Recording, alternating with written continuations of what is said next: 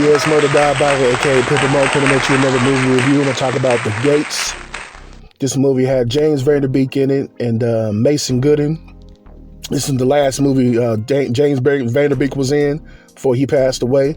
I give this movie a 5 out of 5. It was a low budget movie. This movie's like based out somewhere out here in Texas, but it was filmed in Oklahoma. It's about these three black guys. They trying to go to this little party, but the highway was bagged up, so they took a detour and went through this white supremacist gated community with this white supremacist Christian pastor played by James Vanderbeek. The whole gated community was full of white supremacists. It had one black woman in there. I don't know what she was doing in there, but it had one black woman in there, and the rest of the gated community was full of white supremacists that, that didn't like black people. So I don't know why this black woman, it was a character at the end of the movie that came out of nowhere. She had a house in this gated community, and I don't know what she was thinking. But moral of the movie is that these guys, they took the wrong turn into this gated community with this white supremacist pastor. They witnessed him end up unaliving this white girl. I guess they was having a little affair. He was married. His wife was out of town somewhere. He was a pastor trying to get this mega church built. So they went to his house because they seen the red car there, because the red car, the white lady in the red car had let them in the gate. They was trying to see if they can go through the gate and get through it, but the gate was closed. I mean, the neighborhood was closed off. They didn't know that. They thought they could just go right through the gated community, but it was a dead end. So they had to turn all the way back around and go back through the front gate, but they didn't have the code. So the whole movie, they was running through this white supremacist neighborhood, trying to ask people to let them out the gate. They was trying to leave. They wasn't trying to mess with nobody. They was trying to get the hell up out of there. So they get back on the freeway because they had these three women waiting on them somewhere in Denton somewhere. So the whole movie, they was trying to get out this gate. So they was going through all these little white supremacists. They went to this one white supremacist party where these white supremacist dudes was rapping, and they had a little bad stereotype because they was thinking that all black people could rap. They had one little dude, he couldn't rap. He can sing a little bit, but the white supremacist dudes that was rapping wanted to, get some street cred because this dude was black and they think all black people can rap. It was a messed up stereotype.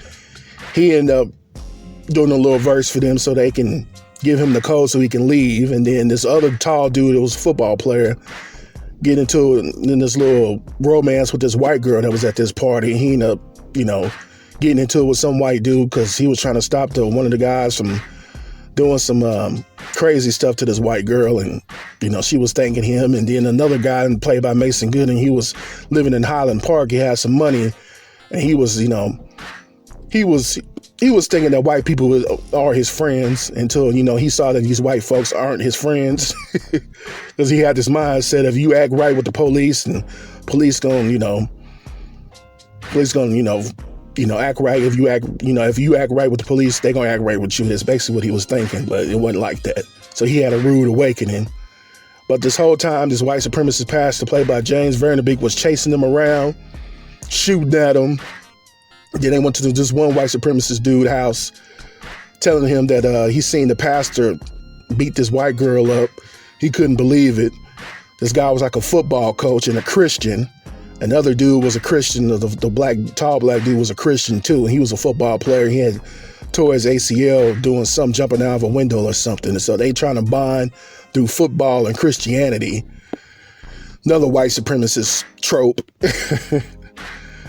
But then the guy that was, they went to the house of the football coach, had some things about this pastor. He was like, everything is not adding up. He found out that he was having an affair with this chick in his red car. So he was trying to help the black dudes, and then the white, and then James Vanderbeek ended up shooting the guy, and it was a whole big thing, man. Then they got out the gate, but the Mason Gooding's character left his wallet somewhere or whatever, and the guy found out where he lived. So the James Vanderbeek's character drove all the way to the guy's house and had his family tied up, his mom and his sister. And then, one of his friends had called the police, the white supremacist race soldiers, and told him what happened. And the only reason it was like a gated community police that where Mason Gooding's character lived at. And then he had told him, like, hey, this guy's after us. I guess they believed him, because that was one of the parts of the movie that you couldn't believe that this white supremacist cop believed this black dude, that this white, Christian pastor was after him. But they believed him, end up unaliving James Vanderbeek character because he tried to, take these people hostage or whatever. So this movie was crazy, man. I give it a 5 out of 5. I really enjoyed this movie. It's a lot of these neighborhoods out here in Texas, all over the United States, these gated communities with these white supremacists in it. And if somebody black goes through there, they probably not going to even get out alive. And they're going to make up, some story that these black people was trying to break in people's houses like they were doing in this movie. All this stuff, man. So I'm glad these guys got out of there without, getting their lives taken. And it was a great movie, man. Great low budget film. I give it a 5 out of 5. Like I said, a lot of black people need to watch this movie because it's you don't want to be going through these gated communities like that, man. They weren't trying to go through it on purpose. They thought they can get through it. It was a dead end and stuff like that. So that's what I do. I don't be going through no gated communities, trying to go to nobody's house. Because I already know out here in Texas, we got a bunch of white supremacists running around with guns, and you in the wrong neighborhood, quote unquote. No, but it's a great movie to watch. Like I said, I give this movie a 5 out of 5. It's been Motor Diabolical. I'm a holler.